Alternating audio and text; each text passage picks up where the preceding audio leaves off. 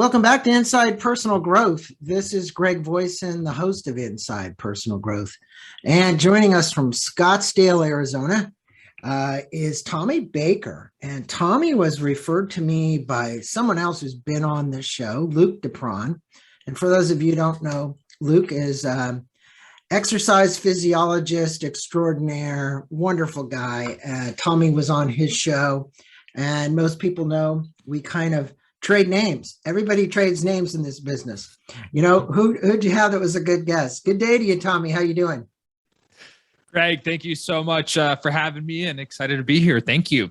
Well, we're excited to have you on the show and to spend a few minutes with our listening audience. And I want to let the listening audience know a little bit about you. But also, I also want to say we're going to focus most of our attention on the Leap of Your Life book, Live Boldly. This was a Wiley book. It did come out in 2019, and Tommy has a new book coming out, and it's not this book. This is another one of Tommy's books, The 1% Rule, and I want to mention that. But he's got one called Hustlers and Seekers. So go to his website and check it out. Download the chapter. It gives a free chapter, and you can get it at ResistAverageAcademy.com. Resist Average Academy, and we'll put a link to the blog there. A bit about Tommy. He's an author, he's a speaker, he's a coach. He's the host of the Resist Average Academy, a top-rated podcaster. And Tommy helps those with a bold vision reverse engineer their success and step boldly into the direction of their dreams. And, you know, I was just on this morning with a good friend, wrote a book called Die Trying, One Man's Quest to Conquer the Seven Summits. And Bo has actually conquered every of the highest peaks. K2 was his last one, Everest twice. And, you know, I asked him a question, Tommy, and I think this is in line before we actually get into it. You know, what allows you to take the next step each time when you know that you're getting closer to death? And what do you think his answer was? You know, I don't know. It could be anything from having a why to knowing why you're there. I'm curious because I'm obsessed with mountaineering in the sense of that I live vicariously through them. You won't see me up there, but I live vicariously through these amazing feats. Well, you know what he said, and in the process, he got very emotional about it, but he always had ADHD and he was always kidded as a young man in school, in college. Everything was hard for him. Everything was difficult. And he said that, you know, I always needed to do better and he needed to make the next step. So it wasn't about him thinking about that he could die on Everest or K2. 1 out of 4 people die on K2. They never make it back. Yeah. They never make it back. And, you know, he is just, his story is compelling. I'm not here to kind of promote Bo's book, but I think it goes along with what you teach. And in 2019, you wrote this book, right? And you state in this book that every day passing us by is a reminder of what hasn't happened, and that we've created a box called Someday Maybe. I always love the Someday Maybe. If you tell us a little about your story, how you've experienced the edge, because when you go to your website, you actually see lots of pictures of the edge of a cliff, the edge of a mountain. Sure. And then I saw a picture of you parachuting, of which I've done. And you said experiencing the edge and then clicking the record button on your iPhone.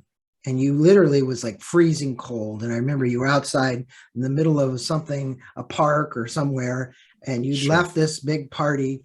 And what propelled you to take your dreams off hold at that point in your life? Yeah, it's a great question. And this someday mentality, it's, you know, it can lead to dire consequences, as you know, Greg, because our ego will say, wait until it's the right time, wait until the kids are out of the house, wait until the pandemic is over, wait until there's a new president in office. And I could just go on and on and on. It doesn't matter what the reason is. It's the same exact prescription. Just wait. And when we wait, like we always have insights in our day-to-day, even on a micro level, have an insight, talk to this person, reach out to this person, pitch yourself for this, send a note to the recruiter, whatever it may be. In that moment, the insight is 100% clear, but every moment after, we start to question ourselves. So to say, who am I to do that? Or maybe I need another certification. Maybe I need to go back to grad school. All of these things. And so it's like fear loves distance, space, and time between insight and execution. So in regards to your story, I had built a business that I was no longer passionate or felt the same purpose around. And I knew that about 8 months before this specific scene that I'm describing inside of the book. I also wanted to make a change in my environment. And I knew that probably 7 years before that.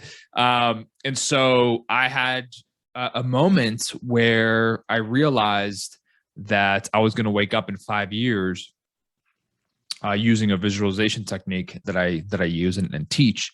And I call it, in the book, I call it reverse visualization, which is, I think it's beautiful to visualize on the positive, but I was visualizing on the quote unquote reality of my life that would be if I stayed in the same place. And so that evening, and I felt stuck and I felt stifled and I felt emotionally hollow at times.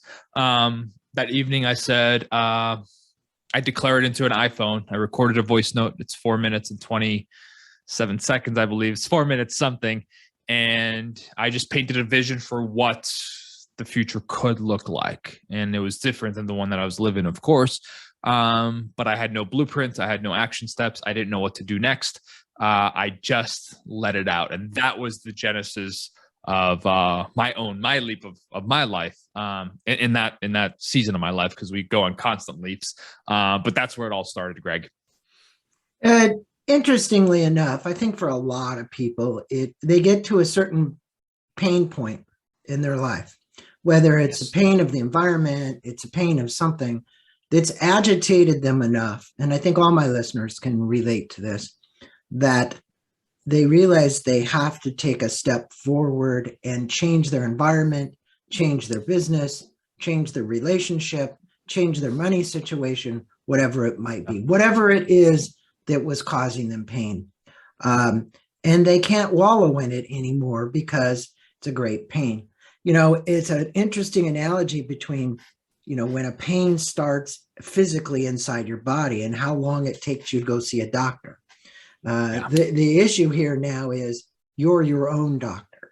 And you realize that ego is speaking to you all day long, every day. It never goes away.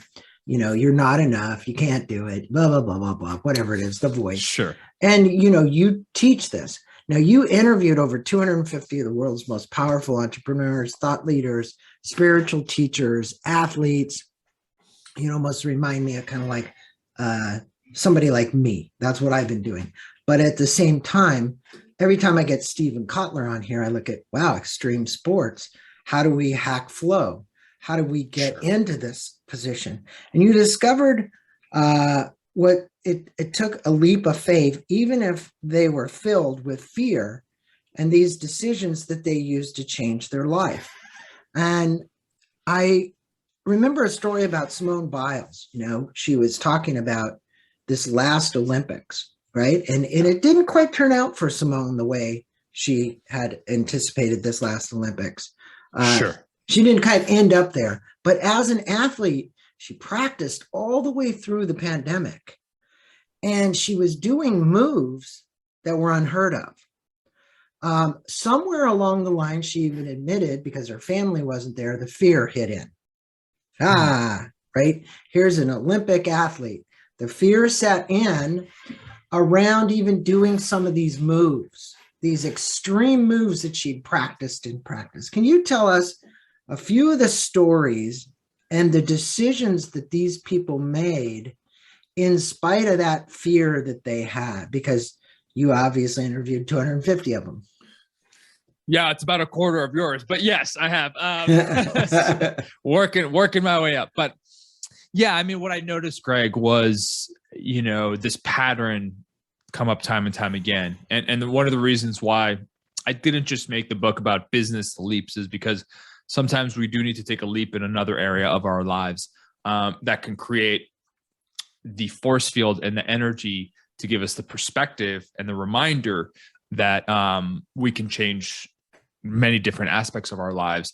But sometimes we need to start with something that might seem, if, for example, instead of taking a business leap, maybe, I had stories of people who signed up for an Ironman and they had never done one, not even close, right? So that's a physical leap. That's a challenging event to sign up for and to complete, but that the confidence that they got from that then gave them the mindsets and the skills and the belief that they could do it in another area, stuff like that.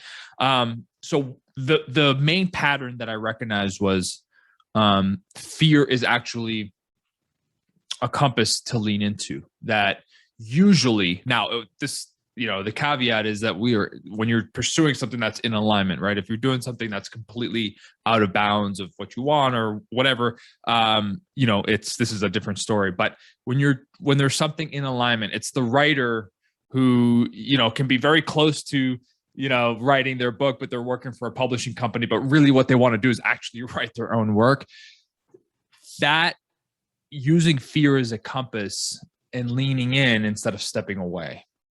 And the stakes, and this happens in all different types of stakes. It can be very high stakes, but it can also be low stakes in the sense that if we're willing to have the courage to step towards the fear, the path will slowly start to reveal itself and reveal itself and reveal itself. So on the podcast, I've just talked to so many people.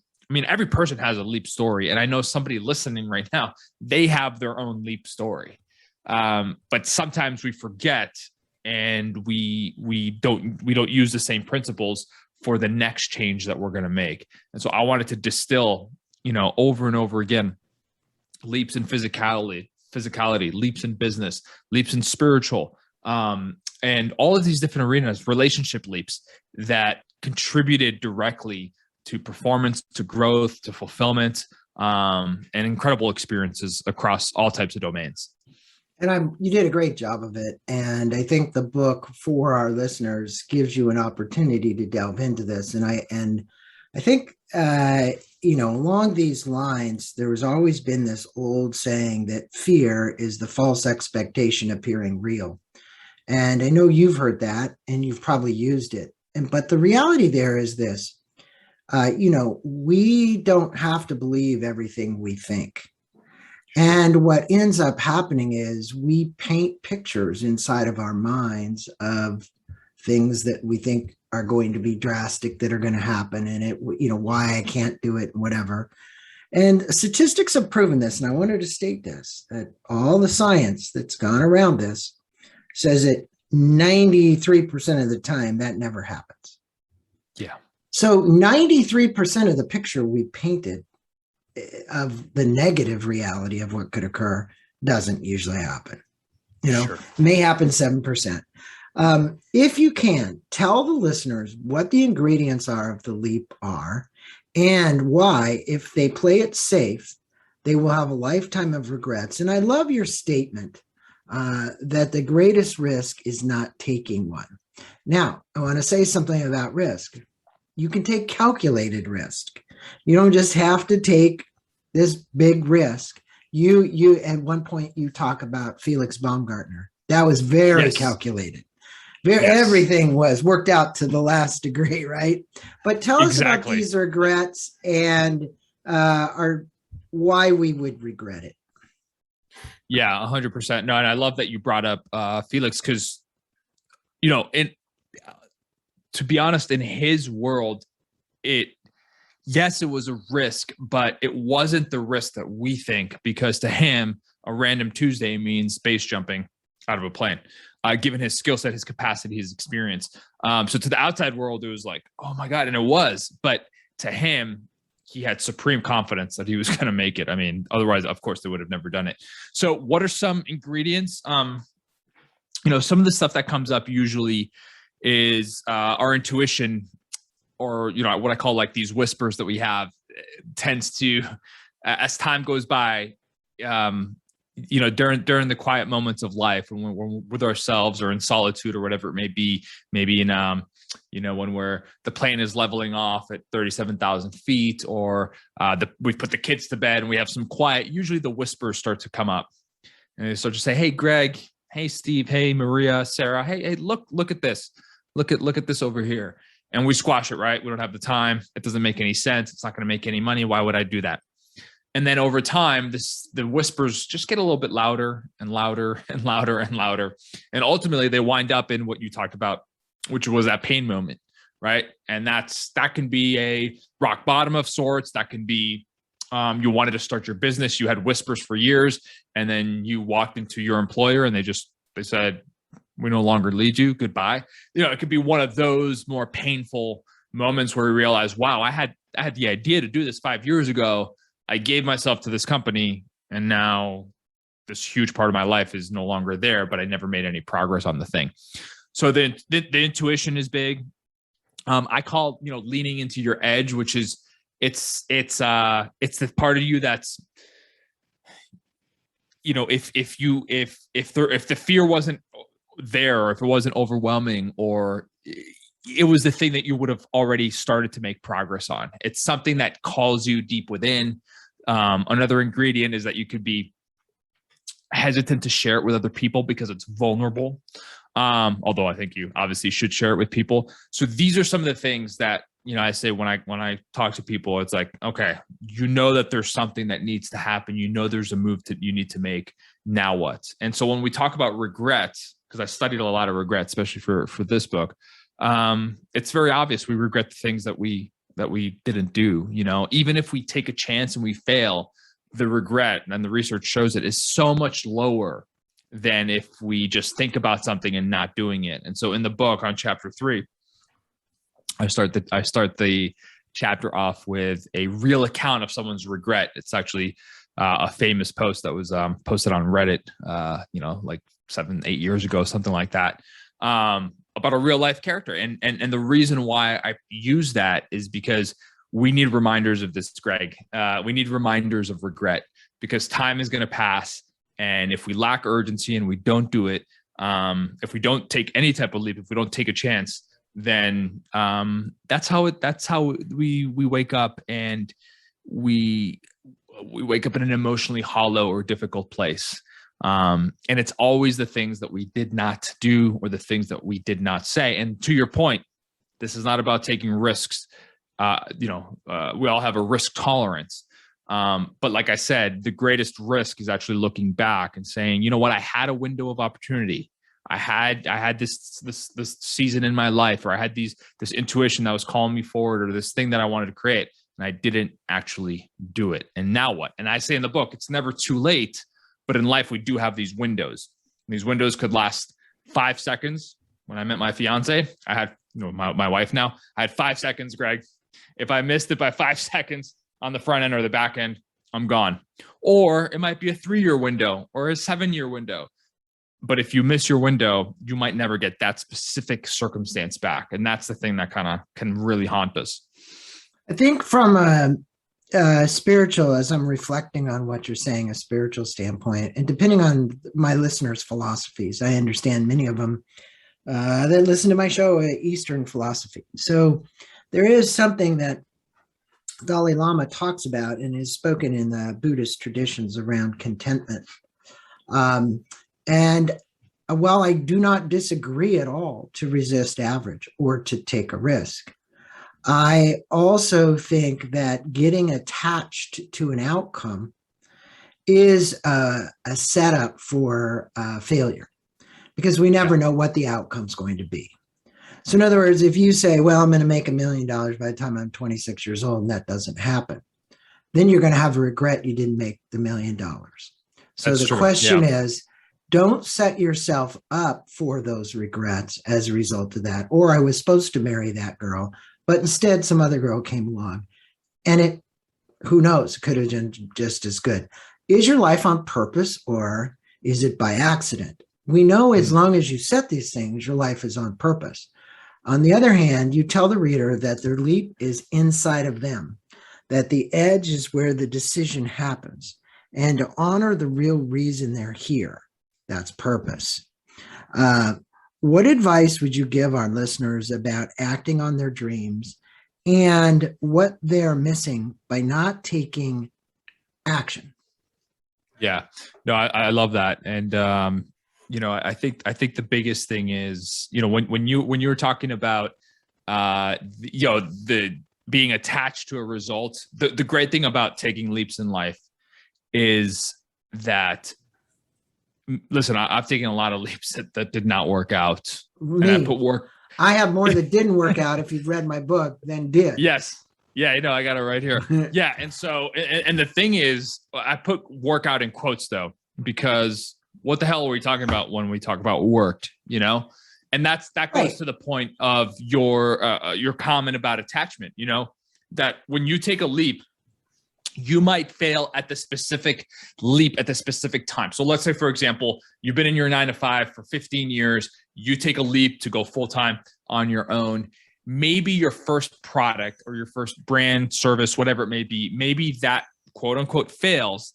And yet taking that action and taking that leap opened up a connection or a door that was previously unavailable and invisible to you, because you had the courage to take that first leap. And then you arrive at something that you could have never even imagined. I mean, that's one of the cool things about taking leaps, is that you can set a perfect vision and you can have all of that stuff set up. And sometimes when you do that, when you finish your leap, you realize this is even better than I could have imagined, but I couldn't have imagined it because I didn't know what I didn't know.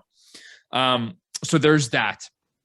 And then I believe, so the comment about clarity, I hear from people all the time, Greg, I don't know what your experience is. I hear the following phrase: Tommy, I don't have clarity. And I understand that. And I've also said those words too. So I completely empathize with that feeling. However, I've had about 100 people at least come out here to Arizona. And I take them through an experience where we hike this mountain, and it's experiential training thing. When we get to the top of the mountain, mind you, I haven't coached them at all except through to get to the top.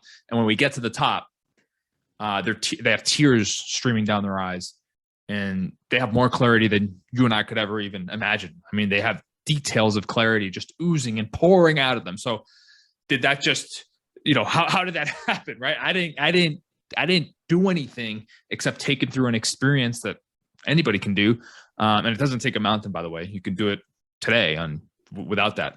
But my argument and what the book says is that everybody already has some clarity inside of them.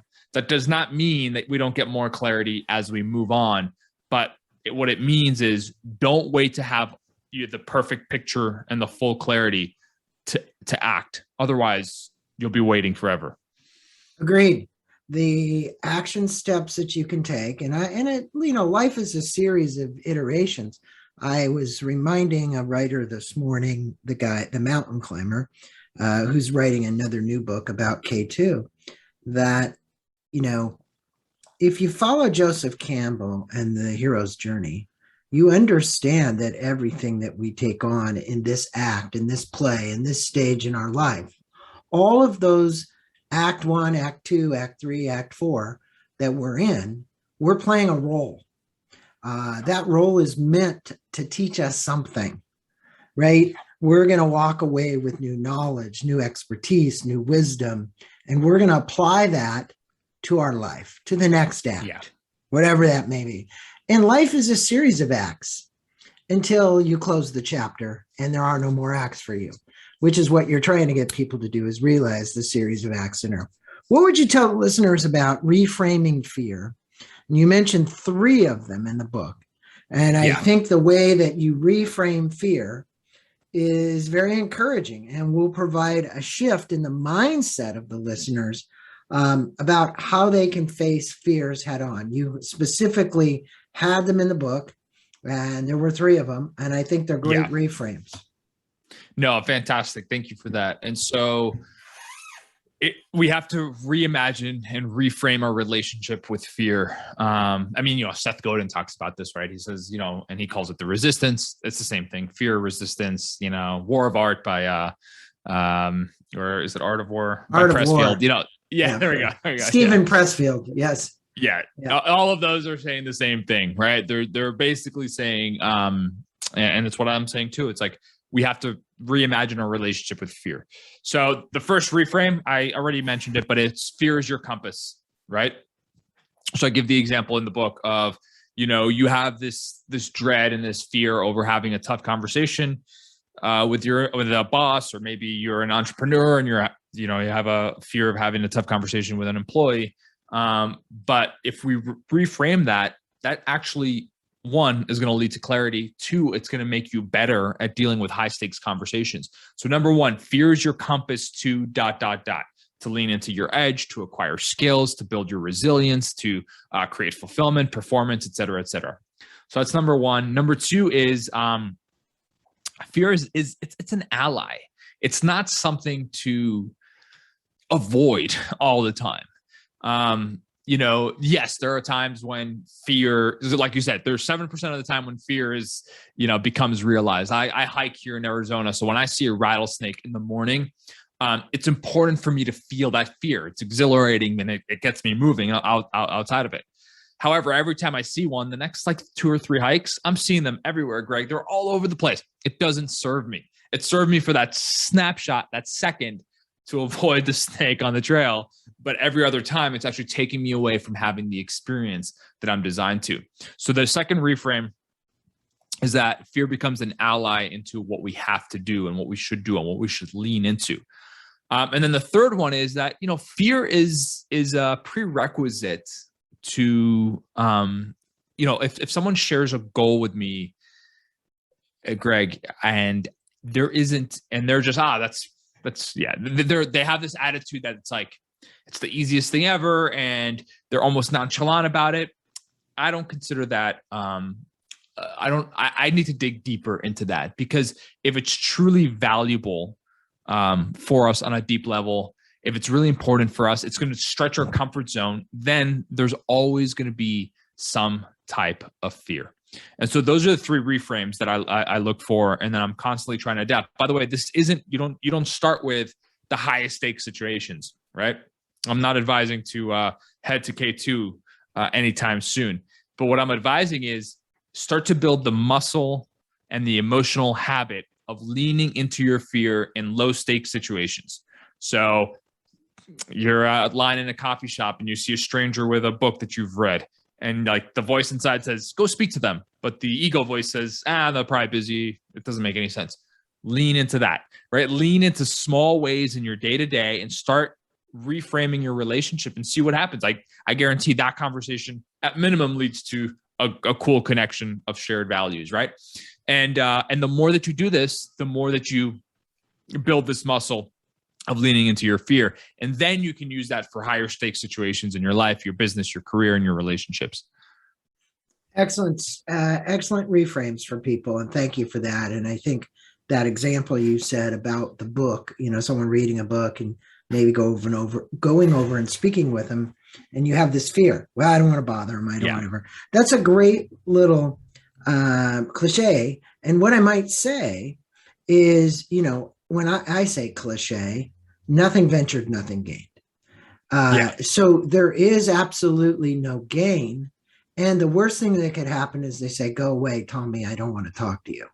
And if you have to build resiliency maybe to do that, because that is something that not a lot of people have the ability to do. Like maybe I'm sure you do, because you're very outgoing and you can do that. But that isn't our normal personalities. That's what people that listen to us on these podcasts probably think, oh, well, these guys do a podcast. They're very outgoing. They do blah, blah, blah.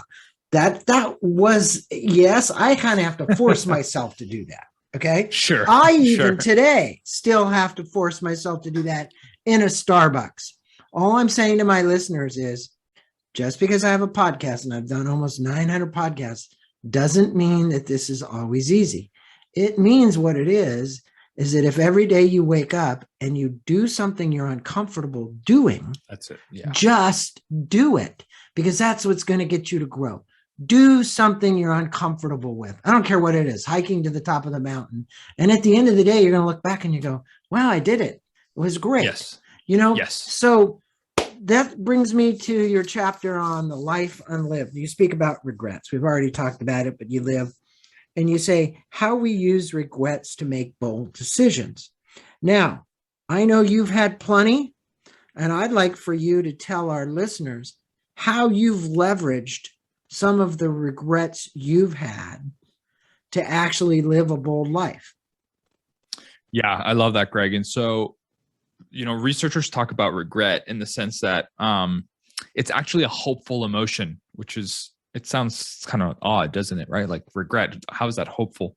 Now it's how you use it that becomes hopeful. Now, a lot of people tend to ruminate on their regrets. So it's like, I didn't ask this person out 10 years ago. And it's like, I missed my chance. I missed my chance. And it's like, at some point, that's not going to help you moving forward. Just like the ability to own it and then move on. And we all have, I empathize because this is part of our lives. However, you can use past regrets, because I hear this all the time, and this was also my life, as leverage to make new decisions. And so all we have to do is like look back at some of the biggest regrets of our lives, the times that we hesitated or we didn't make a move, and how we felt after that, and kind of the impact it had on our lives. And by getting really clear about those emotional states, we can then leverage those and say, you know what, just because that happened in the past doesn't define my future or who I am today.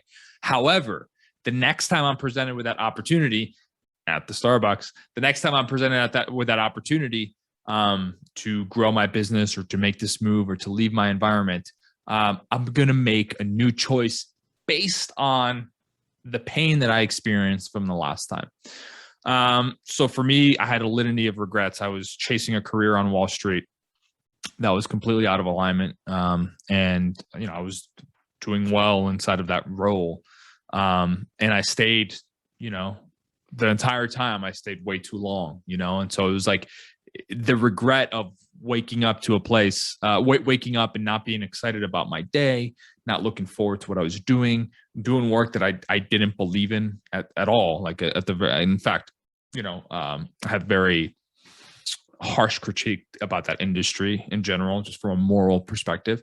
So all of these things, all of these regrets about how long I stayed inside of one industry or one place, fueled my ability to make new decisions later on in terms of my career, to say, I don't want to feel that ever again. And if I don't want to feel that ever again, then I better make some new choices, because otherwise I'm going to end up in another Wall Street. And it's not going to be Wall Street. It's going to be a different version of Wall Street, but it's going to be the thing that I don't want to do. And so there's that. There's relationship regrets, right? We have an experience in a relationship where the relationship turns sour or turns toxic, or there's a lot of back and forth that's very unhealthy. Okay. You regretted how you showed up in that circumstances or the decisions you made. Great. How is that going to impact the next relationship, or how is that going to impact your current relationship? So, Greg, I just believe that instead of beating ourselves up for our regrets, that's not what this is about. It's about staring the regrets in the face and saying, this is what I learned. This is what I felt. And going forward, next time I'm presented with an opportunity, now I have more knowledge. Now I have more wisdom to make a new choice. Well, I think those regrets, the way you're using them was the proper use of them. And I want to add a little bit of story here, a real quick one.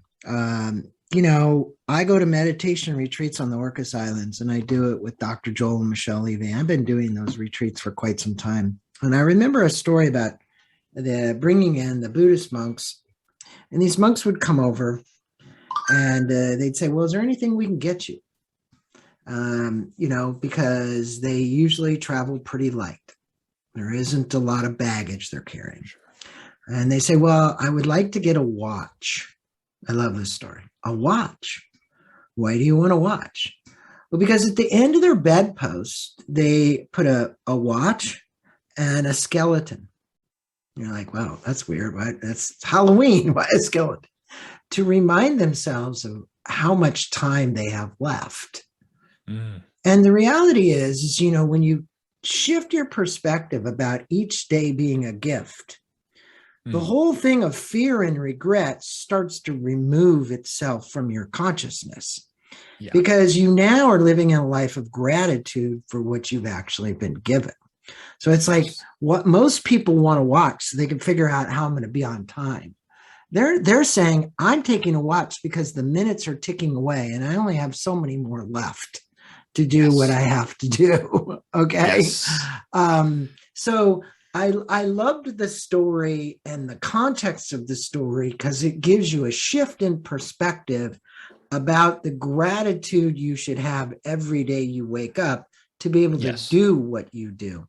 And in this Risk Redefined, you speak about the 3 risk pillars. Can you speak about these pillars and how this will get us to see risk in a different light? And I think that's why I told the story pre this, is because there is only one risk. Yeah. And that risk is that you may not wake up tomorrow. And the question is, if you're okay with that, then there's no risks. Yes. Okay. Because if you don't wake up, you get hit by a bus, you die in your sleep, you do, my son was at dinner with me the night. He's about your age. And he says, one of our friends, he passed away in his sleep. He was only 30 something years old. And he was really kind of down by it. And I understand that. He had a congenital heart thing and had a surgery earlier in the year, but everything was okay. He was doing great. The point is, we all go to bed every night, never knowing if we're going to wake up tomorrow morning. Yeah. And if you're okay with what you have and what you've created in life, then these risks don't appear so much as risks. Exactly. These regrets don't appear so much as regrets. They appear as learning lessons along the way that you can take them into your consciousness and move on. So how would you take this in a different light, these pillars you talk about to put risk in a different light? No, that's great. And I love that you mentioned the urgency, because that's really what this is about. And urgency around our lives is actually not stressful, in my opinion. A lack of urgency becomes stressful because that's how we put things off and put things off and put things off. And that to me is the highest source of stress. So having urgency, like what you talked about, I meditate on my own death. I'm sure you've done this many times, since you practice Buddhism and stuff. Like, I will meditate on my own death, watch my body become nothing but dust and bones and return to the earth. And, somebody listening, oh, that sounds kind of negative. It's actually incredibly positive. It's incredibly liberating and reminds me to say what needs to be said that day. So if I have a great, if I'm talking to the cashier and we have a connection, I'm going to say, hey, you're amazing at what you do. When was the last time somebody told you were amazing at what you do? Because I never get that chance ever again in my life. So I love that you said that, Greg. In terms of the risk pillars, so yes, making a risk, if I go after this conversation and put my whole life savings on, what was that company, on GameStop, that might not be the most important, the smartest risk to take, because it doesn't have any of these pillars, which is what we're talking about here. So one of the pillars is being clear on your purpose. And I know purpose is a loaded word. So I try to define that, but be clear on some type of vision, even if it's small, for why you're taking this risk. So for me, putting all of my savings into one stock, that's not aligned with my long-term purpose of wealth generation and security and not knowledge. I have no knowledge of that, right? So if you're clear around your purpose and in alignment with that purpose, even a little bit, that's gonna increase your risk tolerance in the right way, because you're moving towards something that matters to you. That's number one. Number two is having the ability to play the long game. So often, and I talk about in the book, I talk about The Alchemist, the book, which sold 900 copies, in its first year or something, and wasn't considered a success at all. So it didn't work, right? It was a huge risk, and it didn't work. The reason why playing the long game is important is because we get rid of these timelines that you and I create. If you launch a book and it doesn't become a bestseller on launch week, then it's a total failure, right? Well, Coelho's book ended up selling, today it's somewhere around 60 million copies, even though Again, it originally only sold 900. So by playing the long game, our risk tolerance increases, because it's not that it has to work in a month, is we can take a step back and after 5 years. And sometimes the things that didn't work actually become the things that end up working long-term, if that makes sense. So that's number 2. And then the last one is to make sure that you're in the right environments. So if you're wanting, this is just an easy metaphor because I've been using it over and over again, but if you have a dream for launching your own business and you're sharing your risk with coworkers that don't have that desire, they're going to pull you back, because they're going to say things like entrepreneurship is hard, 9 out of 10 businesses fail. And their perspective is one from being inside of an organization. So don't tell those people about your risk. Instead, find people that already have the leap that you've created, the goals that you want to bring to life, about the risk that you're taking, and they're going to help you. And they're going to say things like, you're going to leave your job. Like, what resources do you need? Who can I introduce you to? How can I help you? Are you sure it's going to take you that long? Like, they're going to support you in a way where the risk completely changes, instead of what most people do is that they tell, unfortunately, and they tell people who have given up on their dreams about the leaps that they want to take. And it's natural human behavior to, there's usually not malintent in this, but if you haven't done something in your life and somebody's asking you for guidance about doing it, and you're really feeling regretful about not doing something, you're usually going to veer them off course. Again, the intention is usually not bad, but just based on your own experience, and say, you probably shouldn't do that. So those are the 3 risk pillars that allow us to increase our risk tolerance and understand that it's not just about whether this works in this moment. It's that we have, like you said, we have our whole lives. Now we have to have the urgency, right? Because again, like you said, this could end tomorrow. And in the face of things like death, is it really risky to take a shot, to chase down a different career, to move to a new city? Is that really risky? And that's the question that we have to ask ourselves. Well, I think we get drawn into the delusion and the Maya of life. And what we focus on is frequently in that delusion is the story we've made up that we tell ourselves. And so getting off a track like that, getting off a purpose is really, really, and it's invaluable to us. And we need to find a way to focus our minds so that the delusion and the Maya do not take over. And whether it's a meditation technique or contemplation or hikes in the mountains or going out surfing or riding your bike or whatever the multitude of things are that you do, you like to walk out and be with the rattlesnakes. My point is that we all have hopefully something. And if you don't have something, I'm going to encourage my listeners to go find something, and find something hopefully in nature, because it has been proven that really helps to get you centered again and pull you out of the delusion. Because our world, let's face it, between the iPhone and the cell phones and the iPads and the computers and all the stuff we have, it's easy to get distracted. And that world that's coming through is easily the world of delusion and Maya. Okay. Yes. You talked about stocks. I was looking at mine today going, oh my God, I'm in NASDAQ. And, you look at it, it's down 390 points. That's the delusion you can get into. Is that real? Sure. Is that real? Or is it really not real? Right. Yeah. Right. So it's true. So if you were to leave our listeners with 3 takeaways, of which you give wonderful takeaways at the end of most of your chapters, or you give things to contemplate and consider and write about, what would you say are the most important ones for them to leave this podcast with, and why? Yeah, no, that's great. So the 3 things. So number 1 would be to write this prompt in the middle of a sheet of paper. And the prompt is, wouldn't it be fun, exciting, thrilling to ... and just start filling in the blanks. Usually this is best done when you're not in some intense work mode, but you've done something like you just discussed, like being out in nature, et cetera, et cetera. Wouldn't it be fun, thrilling, or exciting too? ... And just let yourself go and take a step back and highlight one thing that's on that list that you're going to focus on. So that would be number one, because that helps you get clear about one action that you want to take.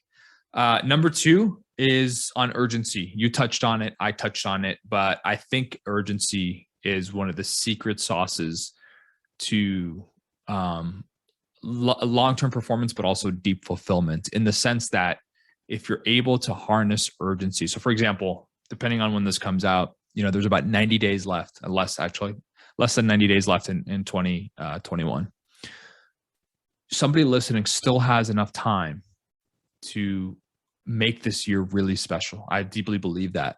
Actually, the constraint of 90 days allows for more progress many times than a whole year, because a year can be very far. We can lose our goals inside of a year. So number two is to harness urgency.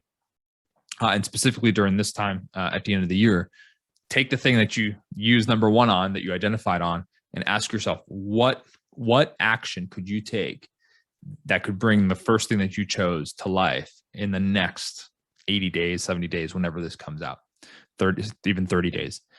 And then the last thing is to actively practice the art of detachment. So a lot of that we're talking about here is about goals and leaps and growth and results and progress and life changes. And my takeaway, my encouragement is that those are beautiful, but also, kind of like you mentioned, be willing and able to disconnect from the need of those things to come to life. And it's a paradox, and I know you talk about it on the podcast a lot, but when you disconnect from the detachment, not only do you feel better emotionally, because your emotions aren't reliant on some external force outside of you, kind of like you spoke about with the stocks, but you tend to attract really good things faster. It's the old paradox. So number three, practice detaching. And what does that look like? Put in a good effort towards your leap and towards the progress that you're making, but then have strict rules and boundaries and experiences and times where you are completely shut off and you're not even thinking about your vision. You're fully present. So those are the three things based on our conversation. Tommy, those are great. And I want to add something. While I was actually listening to Tommy, I wanted to find out, you have an academy called Resist Average. Sure. And the people can sign up for it. Go to his website, sign up for the Resist Average Academy. But the average person, it's talking about average, lives 27,327 days.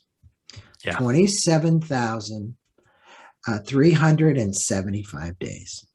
Now, if you took the days you've already lived and subtracted it from that, how many days do you have left? Yeah. Okay.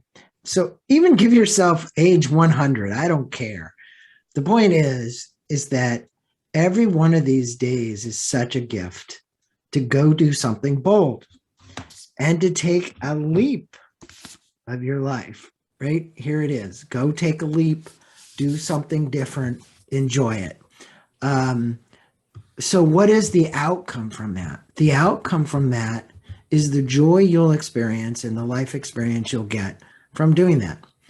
Some of them may not all be great. You may write something down and do it, and it turns out to be one of those lessons. Don't look at it from the negative, look at it from the positive. That's what we're trying to say. The way to basically sign up for Resist Academy, the Resist Average Academy, is just go to resistaverageacademy.com. There you'll see Hustlers and Seekers. That's Tommy's new book. Sign up and get a chapter. When is your course launching, or is it already out there? And what are we going to tell our listeners? Yeah, no, fantastic. Thank you, Greg. No, the academy runs. It's open the first 7 days of every month. So that's a continuous open enrollment. And of course, on Resist Average Academy, you can find the books and the podcast and all the other fun stuff that we talked about. But I'm 700 episodes behind you, so Okay. Well, you don't need to catch up. All you really need to do is keep enough people coming to Arizona or online who want to that's go true. through the Resist Average Academy. And I want to commend you for that. Tommy, thanks for being on the show. For my listeners, we've been on with Tommy Baker, The Leap of Your Life, The 1% Rule. He's got another new book coming out called Hustlers and Seekers. Go sign up for that one and pre-order it. When does that book break? 10/26. Yeah, you would have one. But 10/26. I haven't gotten a copy yet. We'll have you back on the show for Hustlers and Seekers. How's that? That's amazing, Greg. Thanks so much. All right. Thanks for being on Inside Personal Growth. Have a wonderful rest of your afternoon. Thank you so much.